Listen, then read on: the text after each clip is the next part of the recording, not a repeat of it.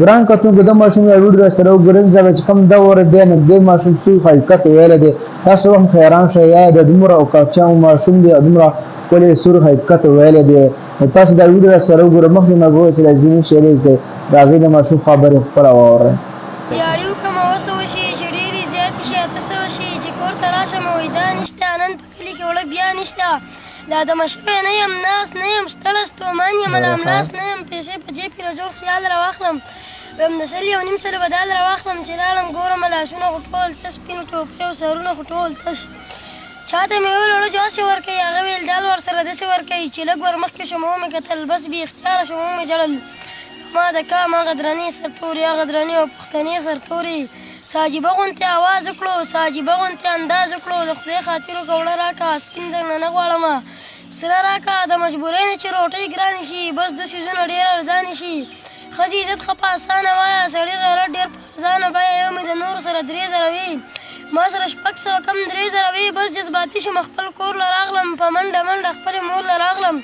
مور ته مې ویل یوه سلا کومه بېګا له لار نیسم غلا کومه مور مې ویل درته خوارۍ نه بخم زه درته خپلې سینې پی نه بخم ښه باشعور مې د جاهل جوړ کړي دا مجبوري سړی قاتل جوړ کړي بیا د میکونو والا هم پیدا شي د موبایلونو والا هم پیدا شي بیا اکثر په خوا کې لنګ پروت وي او د سوالو خوله کې پنډ پروت وي په تلو راتلو کې دا کمال به وکړي په اشاره کې داسې سوال به وکړي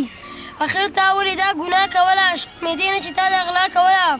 ستا مجبوري او ستا په حال خو نه کوي لیوني دي داسې سوال خو نه کوي اوس تاسو ما ته زما کار وښایي اوس تاسو ما ته یوه لار وښایئ چې به 3.5 تروړه وړي شي او یا تېره چا دیاړي ونه شي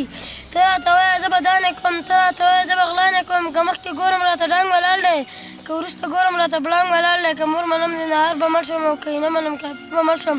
شمازه غلی شه بېعزتي زور دی. تاسو د ماشوم ویډیو کتله ماشوم سره حقیقت ویلی نو ملتا سره هم شریک هم دا ویډیو نن سبا زموږ واړه ماشومان د حالاتو باره کې دومره د غریبۍ د مجبوره شوي دي هر شي کوډه پیدا کېږي د خپله شاعري کې لکه مطلب شاعري دا کوي د حالاتو له خبر وي څه د وجې د غریبۍ د وجې دوی ورته پکار خپل سبق ویل په دې پکارو نو دا مخکې له هغه سره لازمي شریک ډېره مهرباني والسلام.